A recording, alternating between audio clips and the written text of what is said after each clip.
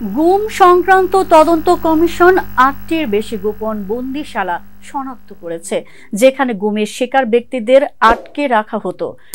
কমিশনের তথ্য অনুযায়ী প্রতিরক্ষা গোয়েন্দা মহাপরিদপ্তর, র্যাব এবং পুলিশের counter terrorism and transnational crime unit এসব বন্দিশালা পরিচালনা করত।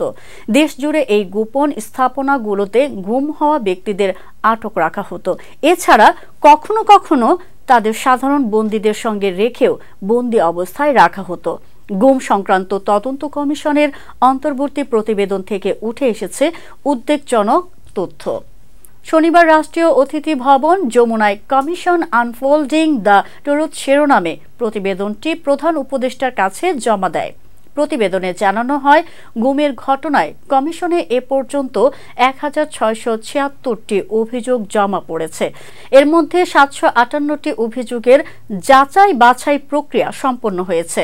প্রতিবেদনে গুমের শিকার ব্যক্তিদের দীর্ঘদিন সবার নজরের বাইরে কিভাবে বন্দী করে রাখা হতো তার বিবরণ উঠে এসেছে। এতে বলা হয়েছে, এসব ব্যক্তিকে বিভিন্ন সময়সীমায় আটকে রাখা হতো।